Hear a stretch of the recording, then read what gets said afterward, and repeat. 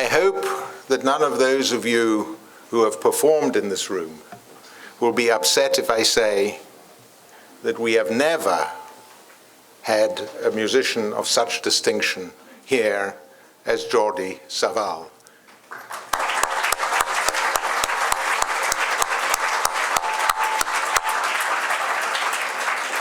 I checked with my associate director.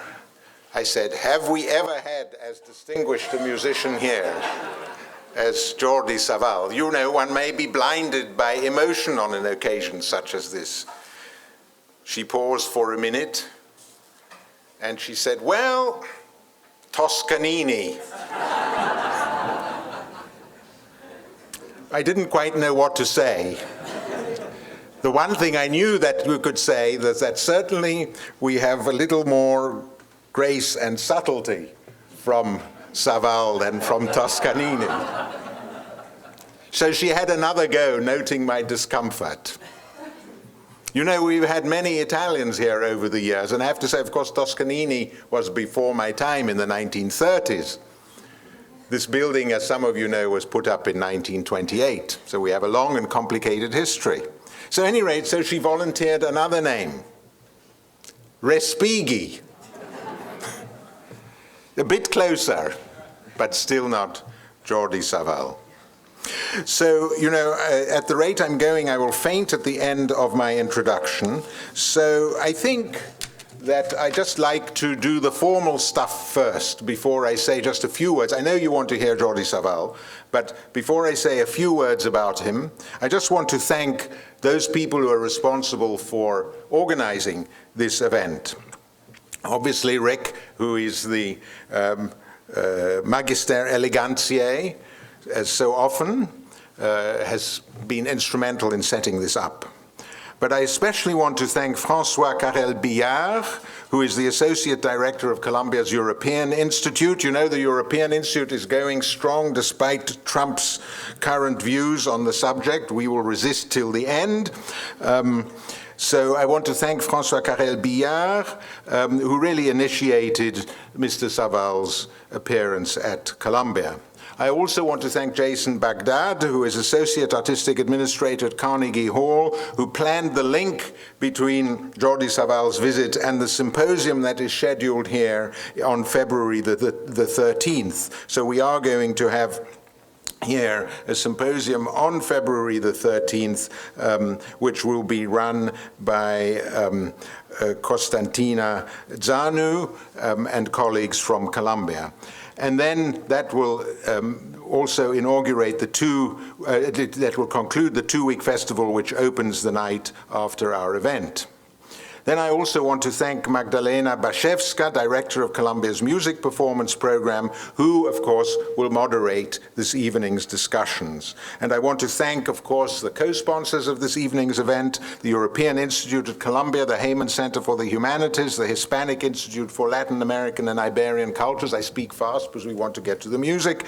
And the music department, of course, at Columbia. And I really want to give special thanks to the delegation of Catalonia to the United States, who have played such a role in bringing Jordi Savall to us. So there's no question that Jordi Savall has shaped our perception and appreciation of early music for, somebody gave me the figure of 50 years. I looked up, you know, the usual date of birth on the usual resources. I said, can it be possible? Has he been going for 50 years? Apparently, this is a perfectly just figure. It may even be a bit more. He, as you know, I mean, he has brought early music back, as it were, to lighten our lives. I said, you know, what are we talking about when we talk about early music? So it's ancient music, medieval, Renaissance, and Baroque. So it's more than whatever we define as early music. He's made them vital, alive, those obscure pieces from the past that is rescued from years of neglect and oblivion, that tireless research into early music, the interpretations of the repertory, this vast repertory, both as a gambist and a conductor. He's been a concert performer, teacher, researcher, creator of new music and cultural projects. And so he's really been at the figure in the reappraisal of historical music. Together with Montserrat Figueras, he founded the ensembles Hesperion 21 in 1974, that takes one back, the Capella Real de Catalunya in 87, also not just yesterday, and the Concert des Nations. One could go on like this. I'm just going to go on a little. He has this extraordinarily busy concert schedule, which makes us really grateful that he's taking the time tonight before his performances tomorrow night.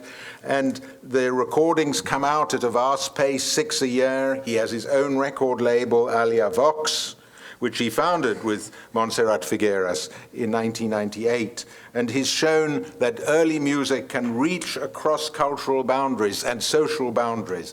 This is one of the best audiences we've ever had for a musical event. And of course, these audiences are increasingly diverse. He's released more than 230 discs covering the whole range of classical music, what we still call classical and early music. And of course, there's been the special focus on the Hispanic and Mediterranean cultural music heritage. The distinctions and awards are, as they say, too numerous. We would be here forever this evening. And his concert, to list them, his concert programs have made music an instrument of mediation across different, various, and sometimes warring cultures. You know, he's had guest artists appearing with his ensembles from Palestine, Israel, Turkey, Greece, Armenia, Afghanistan, Mexican, North American, and so the list goes on. We are moved that he should have come to as prosaic a place as New York in this amazing mix. He, of course, has been here many times before, but coming uptown is a special honor for us this evening. And as you know, he's played a seminal role again in the rediscovery and performance of so many different composers. I sort of just plucked out of the enormous list, you know. Martine Soler, for example, especially has conducted the Concert des Nations and the Capella Real, which I mentioned earlier, in any number of performances of Monteverdi, l'Orfeo, obscure, to me, pieces like Vivaldi's Farnace, Fuchs's Orfeo ed Euridice, and Vivaldi's Il Toizzone. So these are huge expansions of our repertoire. They've reached across cultural boundaries, so important in our time. I have been away for the last 2 years from this building, and so I am moved to the core that in these very difficult times, I was in London, there was the rejection of Europe by perfidious England, if you forgive me for using that terrible phrase, but what was it, perfidious Albion? That terrible phrase, but one sometimes feels that. And one's moved to remark on the ways in which music builds bridges, and these bridges across cultures have been so finely constructed by Jordi Savall, so that we welcome him here this evening with our warmest hearts, and as someone who is not only a master musician, but one of the greatest bridge builders across cultures that we have. Thank you so much, Jordi Savall, for being here this evening. Perhaps you can come up.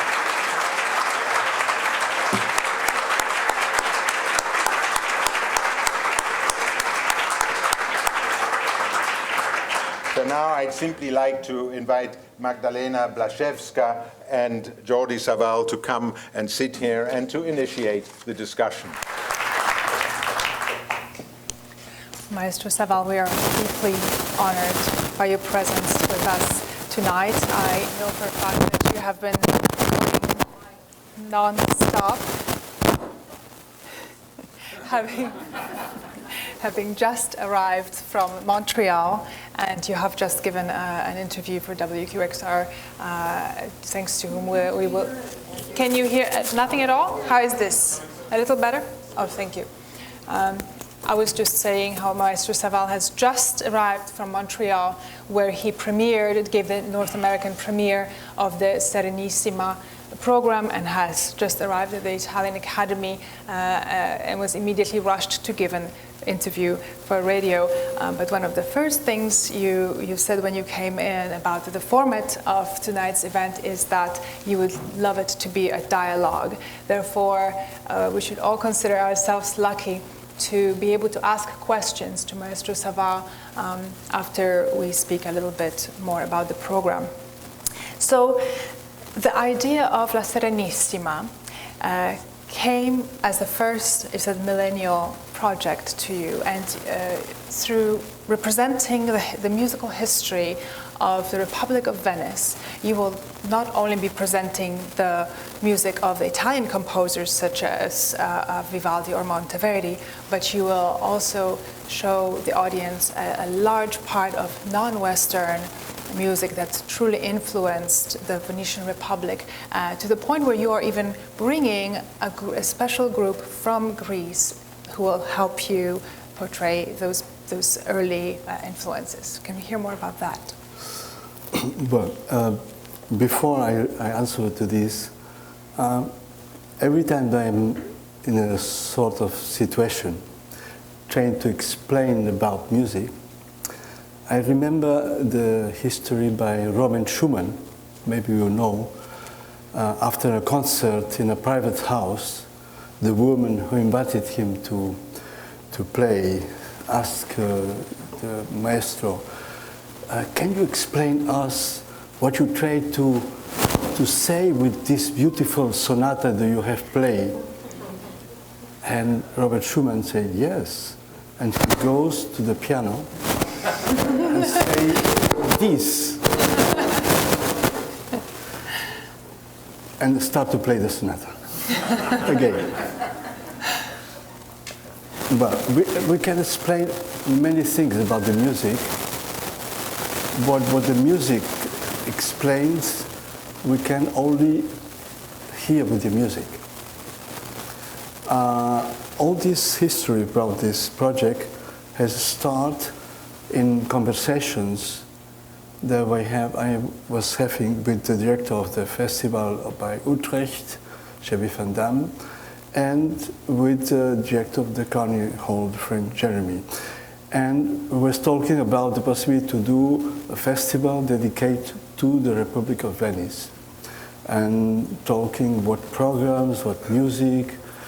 And then after a certain time working, I have seen the program. We was playing different important works by Vivaldi, by Monteverdi, and when I have seen the whole program, I was thinking, well, it's nobody an idea what is Venice and what represented Venice in the history. And I have realized Venice is 1,000 years of music history, 1,000 years of a relation with the Orient, because Venice was known as La Porta de Oriente, the gateway to the East. And I start to think about the idea to make a musical evocation of this project. And then I have presented this project to the Festival for Utrecht and to the Festival for the Carnegie Hall. And this was the starting point of this. Because why the history? It seems to be a little the ghost of Venice. A third phantasm. I think I was, for many years, I read from Elias Canetti, and many years ago I have read his book, Province de Mensch, who writes the music is the really living history of the human being. Because the music, we talk always with emotion, and we talk to the heart of the persons. And equal from what period, any music, ancient, medieval, Renaissance, touch us like music from today. And that means that we hear a music from another period, it's like we go with a time machine to this period, and we feel the same emotions that the people has felt in this time. And this was my idea, to try to have an evocation of this beautiful history, creating the connections with the music. And I start studying the history of Venice. I have now a nice library of more than 100 volumes about the history of Venice. I don't have read all, but some of them. And I have found I have tried to find the most important moments of the history of Venice. Venice starts in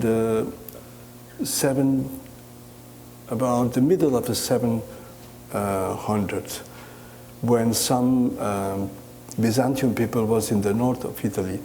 You remember, in this time, Ravenna was the principal city of the Byzantium in Italy.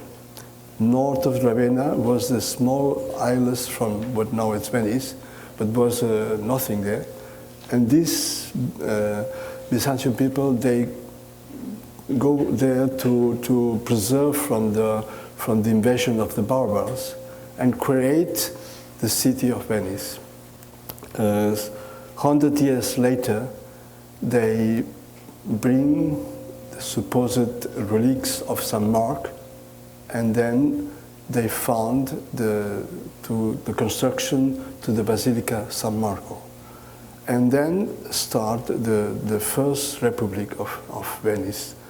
That means in the 8th century, the Republic of Venice start alive, and the end of this Republic is 1,000 years later, 1797, when the troops of Napoleon arrives to the North Italy, and it's the invasion of the terraferma. The Republic cannot resist to the Napoleon, and then it's finished. And between these, there happened many things in the history of Venice. Venice was always a very strong natural contact with Byzantium, also with Jerusalem, and the Crusades go always from Venice, start from Venice. Venice has contributed to the finance, the financing from the ships to the Crusades. The Third Crusade was a disaster, and they have no money to pay the ships, and then the Crusades make the sack of Constantinople, and they take away a lot of treasures to Venice to pay. The horses in San Marco is part of this treasure. Well, the history goes in many other aspects, and from the Renaissance in the program, we listened on the music from the first great masters of the Capella from Venice. We will hear from Adrian Villert, one of the most important. We will go with Monteverdi, with Combattimento di Tancredo e Clorinda.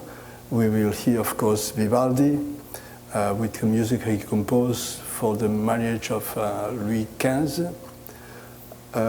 Before this, when Constantinople is attacked by the Ottomans, we hear Ottoman march of the time, and when Constantinople falls, then we hear a composition by Dufay, the lamentation from the fall of Constantinople. Then we have every moment the historical music. The most difficult was for the ancient times, and I discover in my research a great ensemble from Salonika, who is singing the Orthodox repertory, the very ancient repertory, and I have visited them, and I have asked them very specific For example, my first example that I need for the program is 1828, when the relics of San Marco arriving in Venice. And then I said, well, they look at a big book with a special notation. Oh, 1828, yeah, we have a composer, Johannes de Mantium, exactly the same year. Listen to this, and they start to sing, incredible, like it was composed yesterday. And they sing this music from 1828. 828. 8 to 8. Sorry. And then, okay, fantastic. Then I need another one from 1012 for this. Yeah, we have another. Yeah. And one day, I have found the most beautiful composition for each moment of my project from this group, singing with incredible, beautiful voices, improvising with a real, authentic, ancient style from the Byzantium time, which is today, it sounds as very oriental. And we have to remember, Byzantium was Orient. It's not East, it's West. And I think it was really, for me, surprising to see the connections from the Ottoman time, also to the Christian Orthodox liturgy. And well, in the second part of the program, we have done all this. We start the first creation of the first synagogue in Venice.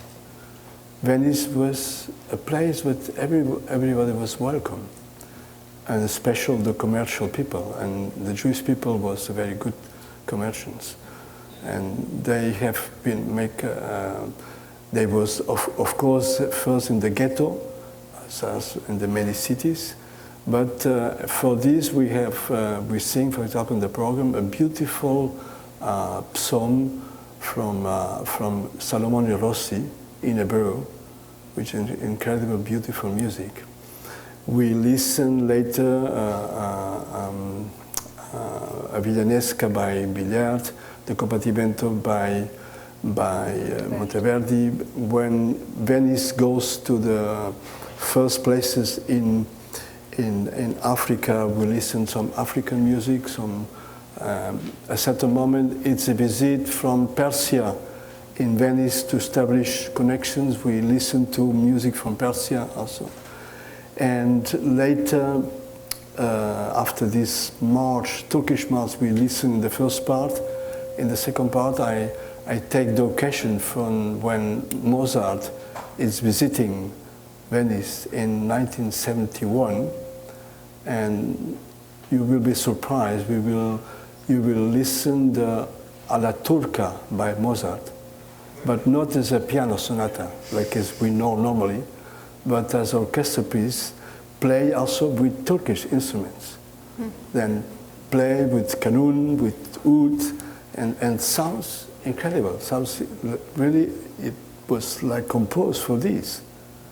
And I think it's more authentic to listen this alla turca with cymbals and drums and canuns as with a piano sonata. Well, you will listen.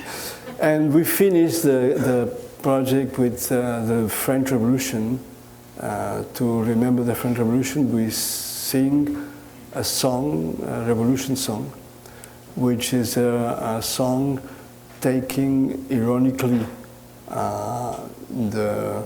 the word that nous sommes tous égaux. And he used, the composer of this song used the first idea of this, but then makes a little parody. And it's very interesting how to this idea of the equality, equality. It's a very difficult thing. Finally, before the end, as always happens, when at the end from a civilization, the description of the last carnival from Venice was described as the most incredible carnival that happens in 100 years. The people must become crazy, and for this I have choice two beautiful canzone di Battello for exactly the same year,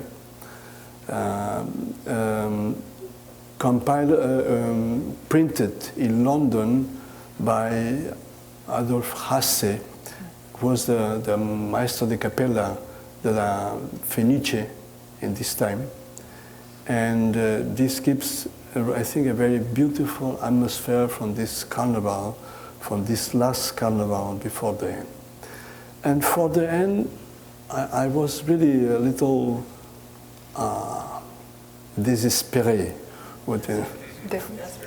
desperate to find how I finished this terrible moment of this fall of the end of the Serenissima.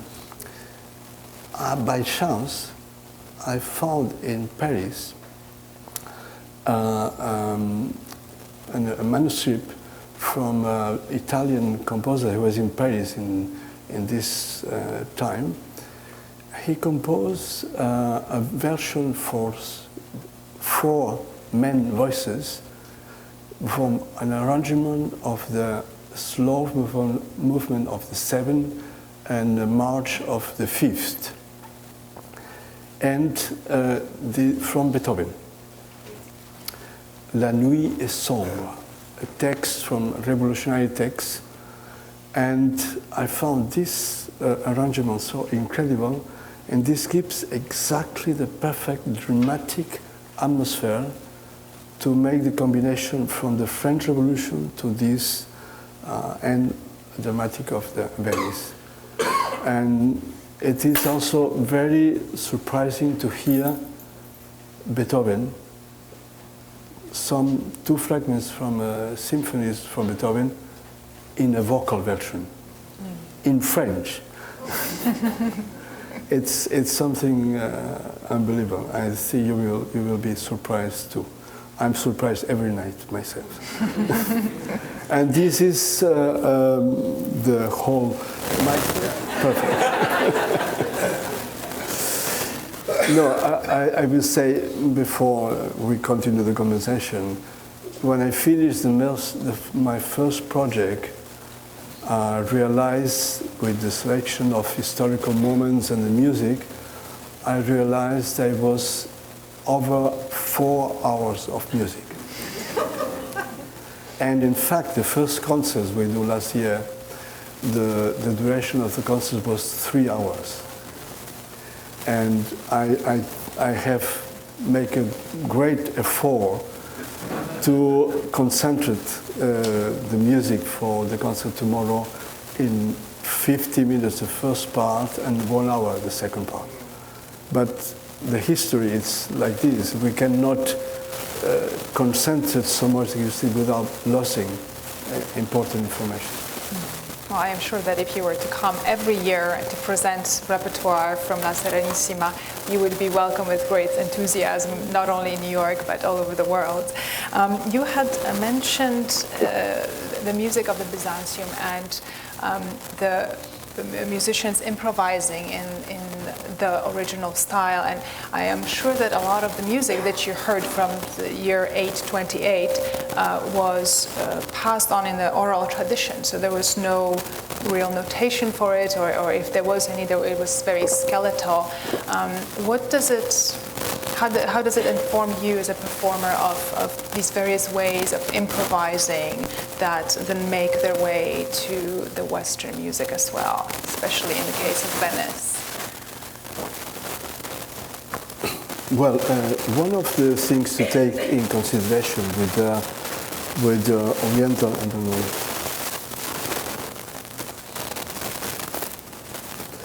One of the things to take in consideration with repertoires on the Oriental music, it's all the region of the Balkans, all the countries which the Ottomans has been present after the conquerors, the evolution stayed very quiet through more than 500 years.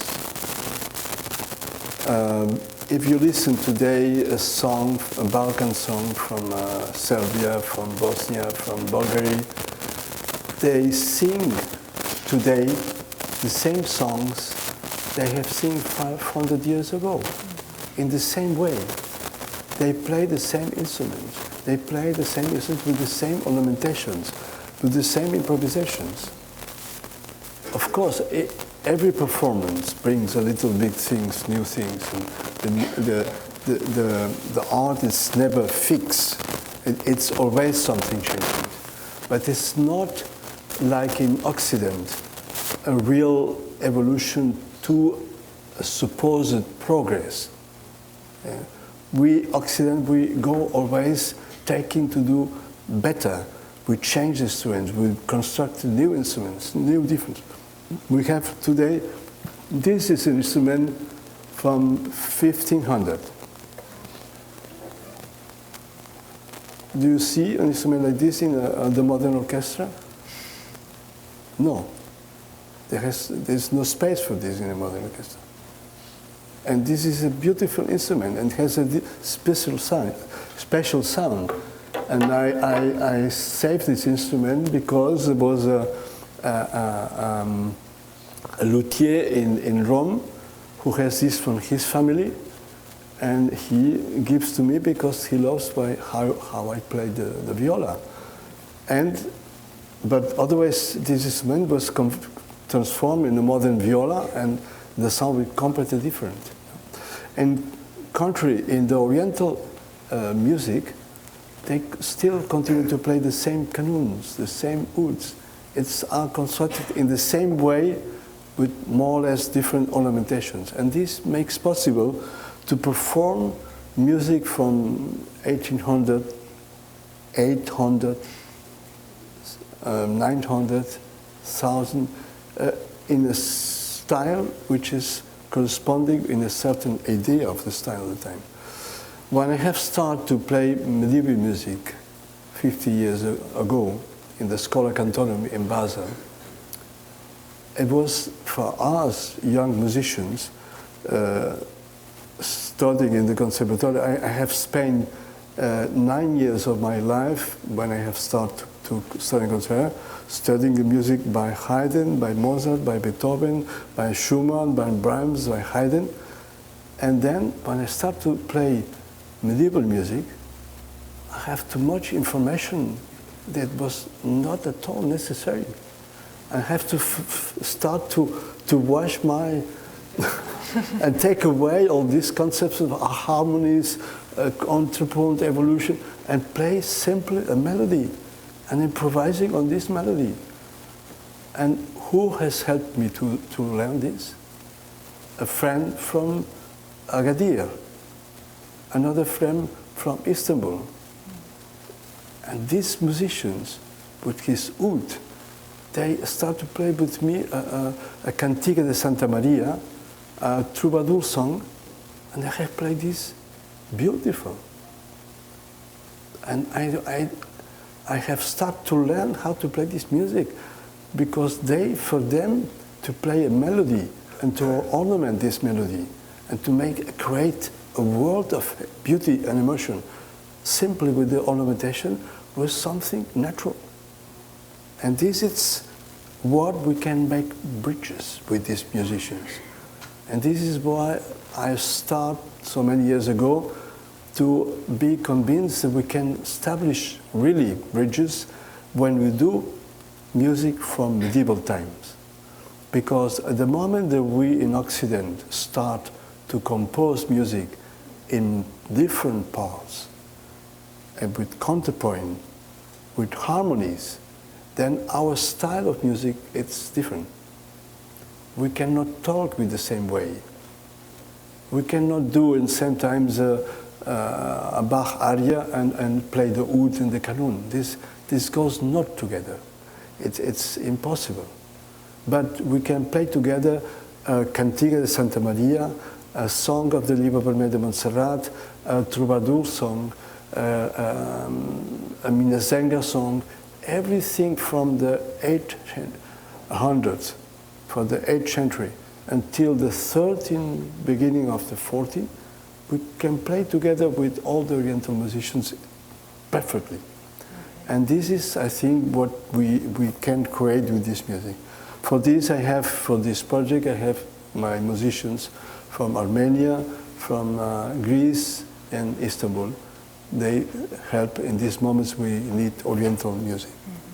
This is probably also the reason why you often say you are not truly, you don't love to be labeled as an early music performer and scholar. Yeah, so you have to say ancient music. I say always, there's no ancient music. There are ancient manuscripts, many ancient manuscripts, but music, it's always contemporary, because music, the live music, exists only the moment that we sing and we play. And this, it's, I think, the force of the music. Music cannot be like a painting. You have a painting, and the painting is there, and it's dialoguing with you, with the presence, and you look in the painting, you establish a dialogue, and this dialogue, it's as long as you are in the front of the painting, it's existing. But the painting is always, but the music, it's existing on the moment we play, and then it's only existing in our memory. For this, it's so important, the beauty and the emotion. Voltaire says, sans les sens, il n'y a pas de mémoire. Sans la mémoire, il n'y a pas d'esprit. Without the senses, you say, yes, senses, no memory. There's no memory. And without the memory is no spirit. You know? I think what is really important, for us, or what remains in our memory, they are the things that they touch us. It's the reason why we know in our life thousands and thousands of people, but we have a very few group of real friends beside our family. I am sure that everybody of you have in your context a few group of 5, 6, 7 friends who are really close to you. And these are the persons that touch you and that you love. And with the music is the same. We remember only the music that has touched us. We listen so much music every day, but and reminds only the music that really, there are some melodies that we will never forget. You know, and we have talked before with the radio, and one of the conclusions that I have arrived, as so many is playing, also not only the most beautiful music from the great composers, Bach, Marais, Vivaldi, Handel, etc., but sometimes what reminds me is something like this.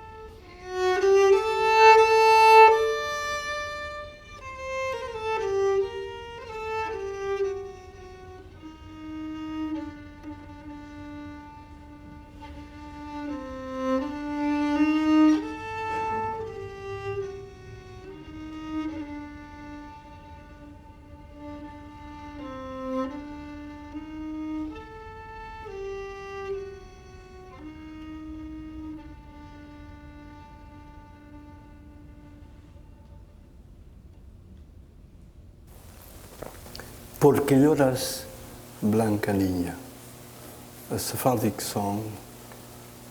And I think why these people has sing every day these songs and many others like this through 500 years. From 1292, they have sing before, but from 1292, when they was expulsion from Spain, and they have to go to Bulgaria, to Morocco, to Istanbul, they continue to sing this until practically the Second War. Then they have started another terrible problem. But until then, in every Sephardic family, these songs they will sing every day. And the reason this music has helped these people to survive. This music has helped the people every day to recover the peace and to recover the hope. And this, I think, it's why a simple melody like this has the same power as any other music. And this is the mystery of the music. You can have the same intensive emotional experience with a simple voice singing or simple instrument as with 1,000 performers. The power of the music never depends of the quantity, but of the quality of the emotion. You have certainly reminded us of that, not only just now, but through your vast discography, which not only enlightens us, but also reminds us of the true purpose of music, and you have made it your vehicle for communicating that human message. Yeah, because I think we take only normally in our repertories in the classical world, we play normally only the music from the power. The composer has composed for the power, for the kings and for the churches, the two powers. But in between these are the music of the folk. The people of before the invention of the mechanical reproduction of the sound, in every village, in every family, was necessary to sing and play. Otherwise, the life was no music. Today, we just need to push a button. Sometimes, still not this, to have music home. But until the 30s, until 1930, 1920, everybody has to play guitar, accordion, violin, cello, flute, and singing. In every village, everybody has played something and has made music. Otherwise, the life was terrible. You know? If you read Don Quixote de la Mancha, it's a book is full of music. All the time explains the people in the village sings and plays the guitar, the other sings. The music was in every house, in every person. Yeah? Mm-hmm. And I think in the classical world we forgot this. And for this, already at the beginning of Asperian 20, I decided to play beside the music of the church and the court, from the kings of Spain. We have played the music from the Sephardic repertory, because this is the music for the folks. And for this, in my discography, I have made the music from Orient, Occident, from the music from Syria, from Armenia, from the Celtic repertories, because I think these repertories from the non-classical, they have also a great emotion and beautiful things to bring us today also as a quality and a special, a world which is not codified by the aristocracy or by the churches. It's a world which is codified by the folks, and this brings another very different experience. On that subject, I have seen a few videos of you making music with the Syrian refugees, having visited their camps. I'd love to hear a little bit more about that experience. You have also just completed a tour and a 2-CD album called La Route d'Esclavage, the Yes. Road of Slavery. So you're Yeah. telling a story that's not an easy one, but an important one to be told, and you do it through music. Well, because again, I think we live in a difficult world. I think we live in a world which the things tend to be exaggerated in the extremities. Instead to find a balance and to try to find a real balance, we try to do the society is going in the extremities, and this creates a moment of incredible tension. And I think in this context, it's very important to remember one of the principal qualities of the human being is the capacity of empathy, the capacity of solidarity, the capacity of dialogue. I think the capacity to be sensible to the other human beings. If we lose of these elements, we lose a part of our humanity.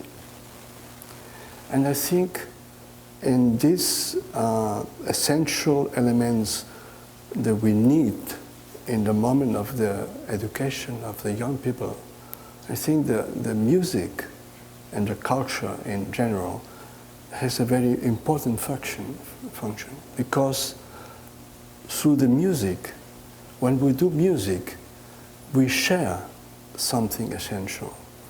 When we sing together, we are together, really. I mean, singing together, it's sharing our more, I would say, more private experience together with other people.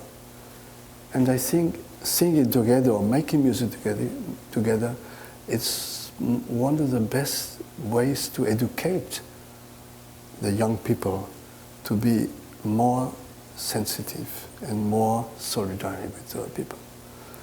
And also we live in a world full of violence. Never in the history of the humanity was so many wars as existing today.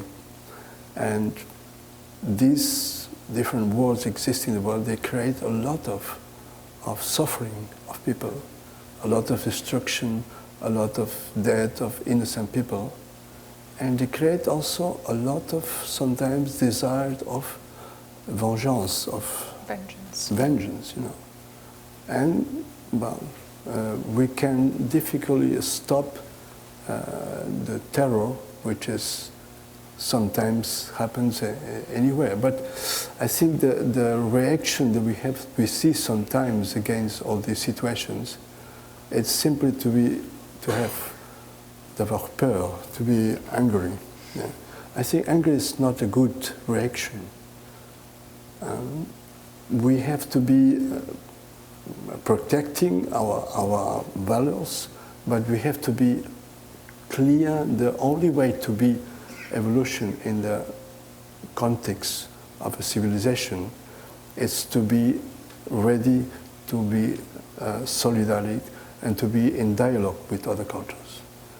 One of the principal qualities of America, I think, it's the incredible diversity of origins of this country. America was always an example of a country of incredible rich diversity of cultures, united by the same ideal of democracy, justice, and equality of possibilities.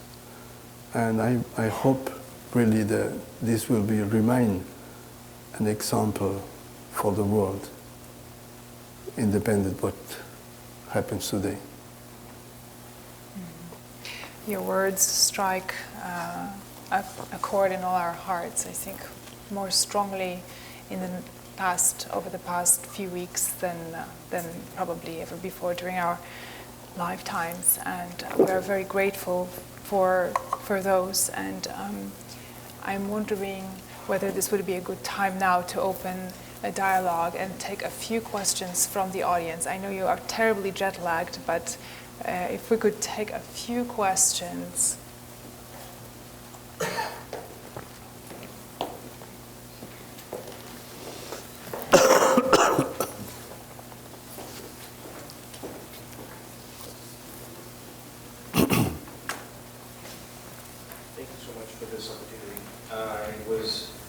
Thinking about the education of young kids and how we can reach to that sensibility of young kids and education through music. Do you have any direction on which music should be really shown to young kids? Because obviously nowadays it's hard to show old music, ancient music. Any beautiful music, you know. I think simply for children singing together a beautiful song, dancing together, making music. I think the young people has to be touched by a rich diversity of music. There are so many different musics. You cannot think in early music. This comes later. You know, the decision to be a professional and doing then early music or classical music or jazz, this is something you decide not before 12, 13, 14. I think the first 10 years of the life, 12 years of life, you have to be able to be doing any experience with all sorts of music.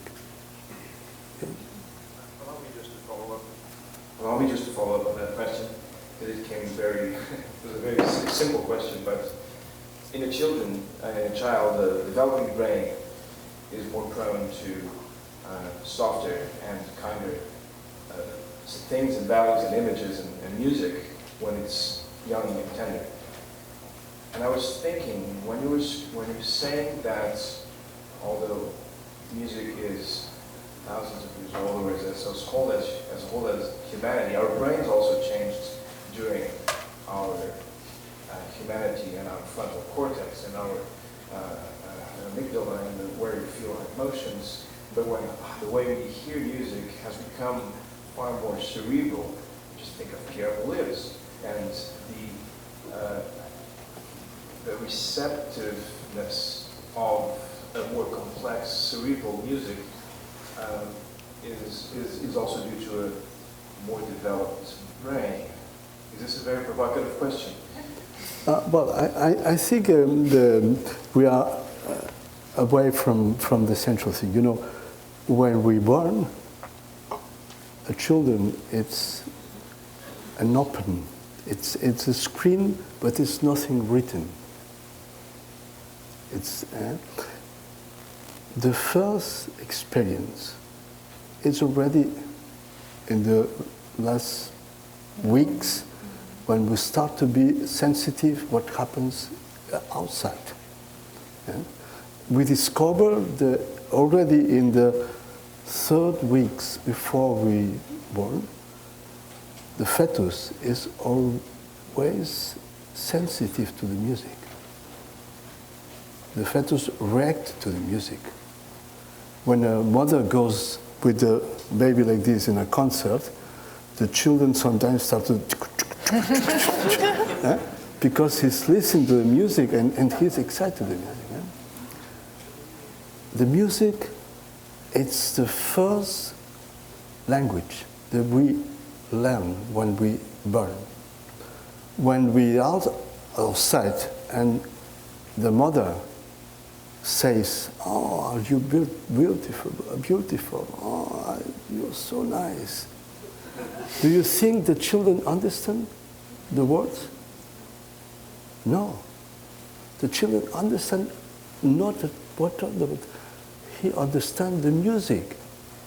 Oh, wow, wow, wow, wow, wow, wow, we can, wow, wow, wow.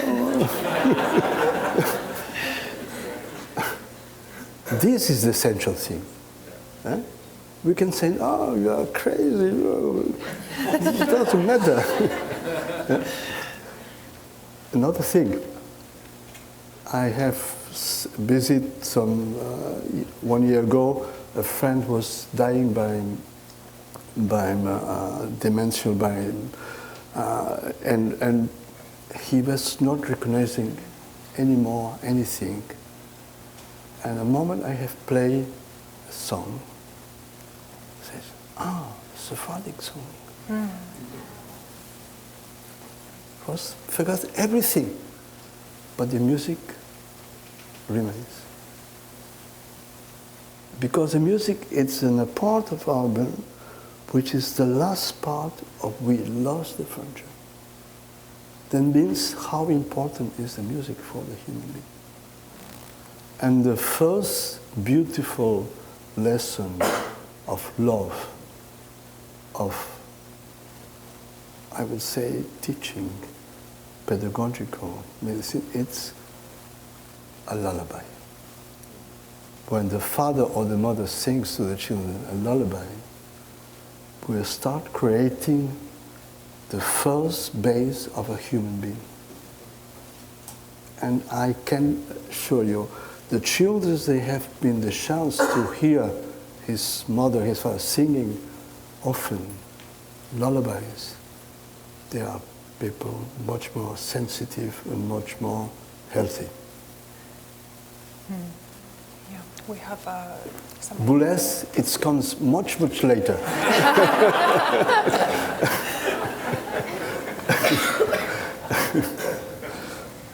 You touched so many cultures in your music, and you played the music of so many cultures. I have a particular question about Dimitri Cantemir, the Romanian composer who spent time at the Turkish Sultan Palace. And I watched all over again a concert and a talk you gave in Romania. And I'd like to ask, would you have some songs tomorrow by Dimitri Cantemir during your concert?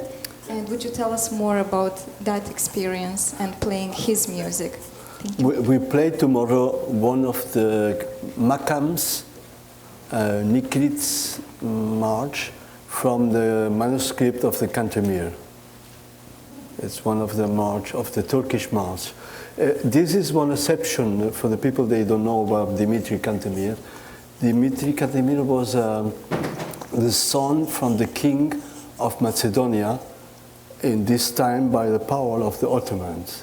And the Ottomans, they have always taken the principal son of the king to Istanbul as otage, we say, hostage, to be sure that the father is doing the right, the right things. But Dimitri was living in a great palace. He was a great composer and great performer of tambour, and he invented a notation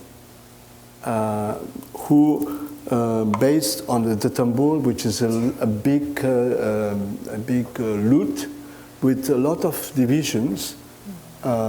We have in the viola da gamba only semitone divisions. That means in between a fifth we have on. But in the Ottoman we have three. We have 3 times more divisions. That means we have between a D, then it's a D sharp. Then it's E flat. Then it's a different.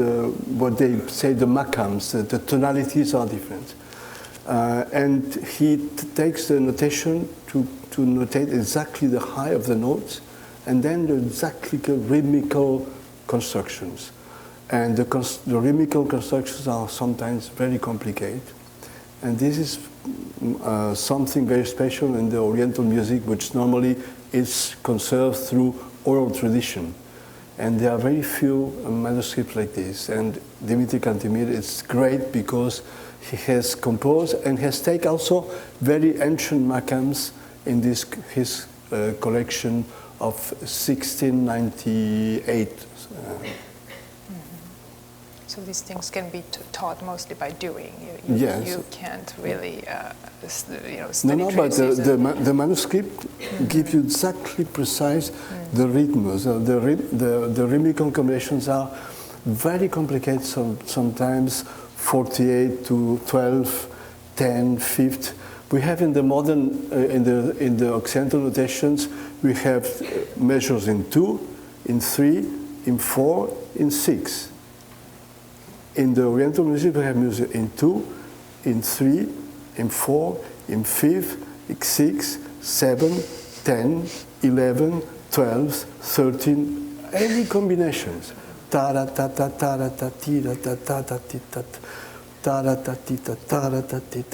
have all sorts of combinations, which in the Occidental music we have sometimes in the Middle Age, but then it's finished. We are too cerebral, and we need to have also this very logical, rhythmical. In the Orient, we have much more rich combinations. I wanted to go back a little bit to the brains and the babies, and also the moment when we start getting too cerebral and losing what you were just mentioning. Do you think in your research, going back to this time before higher levels of abstraction and temperate systems, when we start losing all those quarter tones and all those amazing rhythmical patterns, do you think that that permanence that you see in those systems of music, that ability to perpetuate through oral transmission, that kind, and not so much our very cerebral and more artificial systems, do you think that perhaps is in part because we've evolved to hear this kind of natural systems of rhythm and of semi-microtones maybe, and that these other artificial systems are just still very foreign to our ears, and many, for example, the Sephardic romancero and many other traditions that have survived have been aided by the fact that they're naturally attuned to a more modal, more normal, and more physically possible kind of listening? You know, I think we have to keep clear that we cannot talk about normal or not normal. Yeah. What is normal here is not normal in Istanbul. What is normal in Istanbul is not normal in Armenia. What is not, I mean, in every culture, there are different systems. They are part of the evolution of each culture. Even in a space like the Iberian Peninsula. Yeah? Nothing to do with the music from Galicia and the music from Andalusia, the music from Catalonia and the music from La Mancha, or the music from Las Palmas or the music from Basque. It's different. Like the language is different. Like the gastronomy is different. You know, it's so special. You know, every culture has different roads, and this is something unique. You know how many language we lost every year?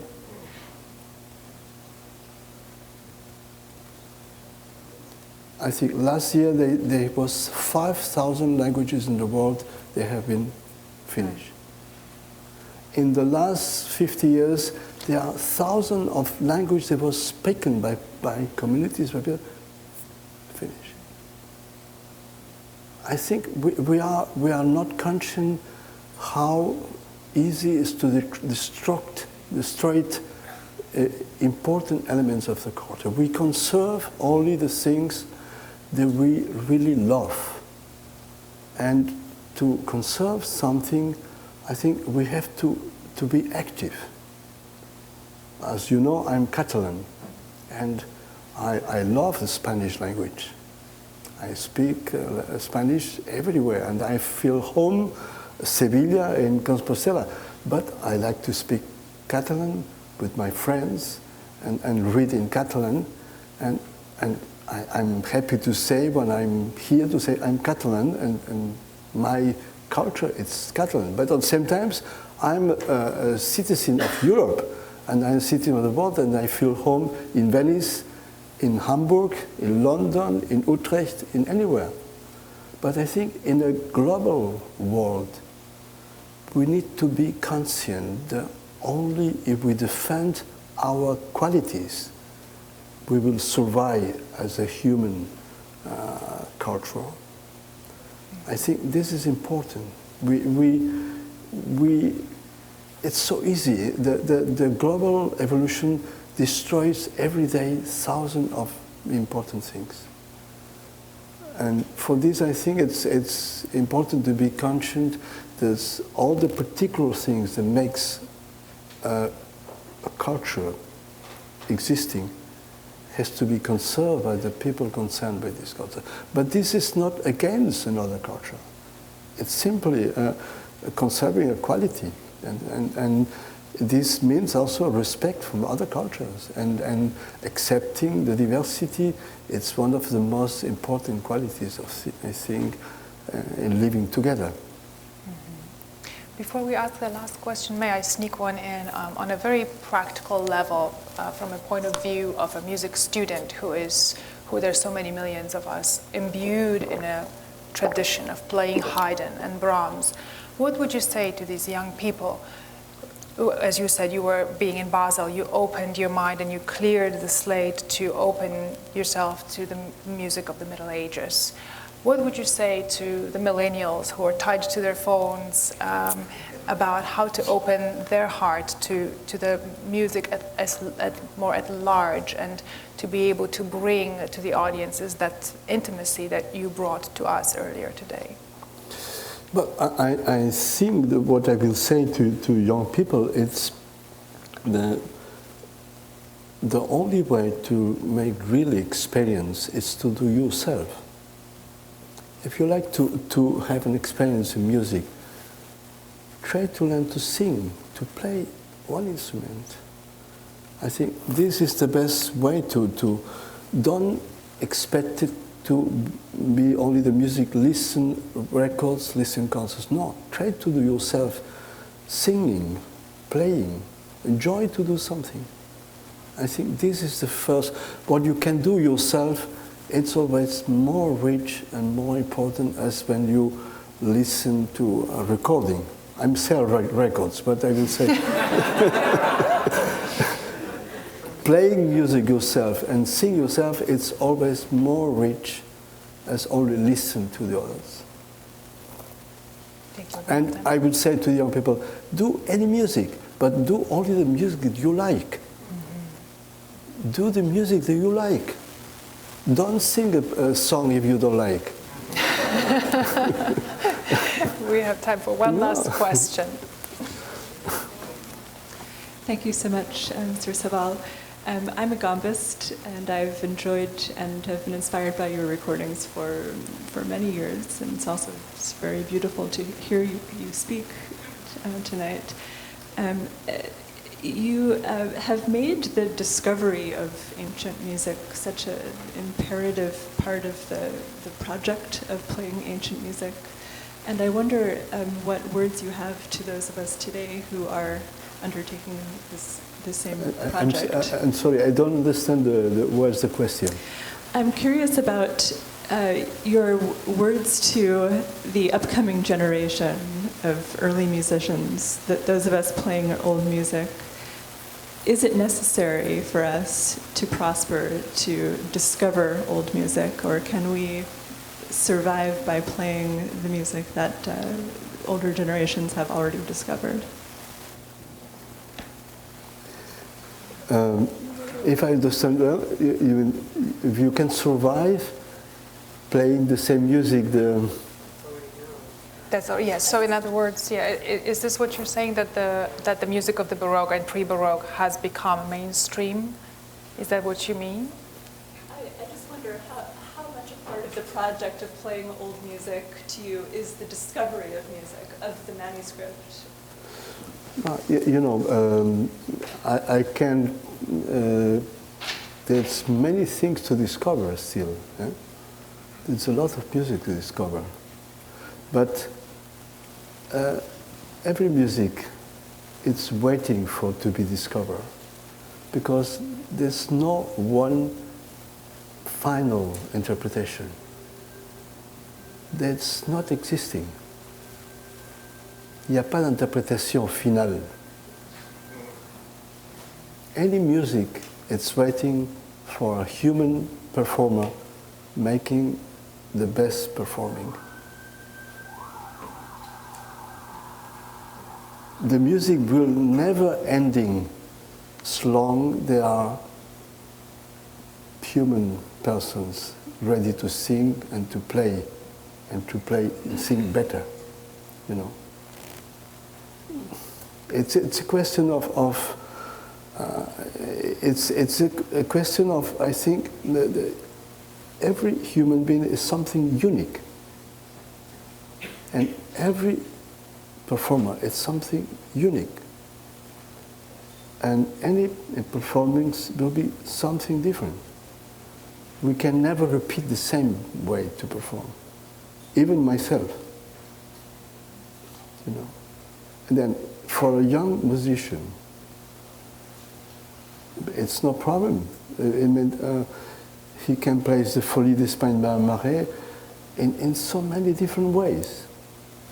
You don't need to discover a new piece.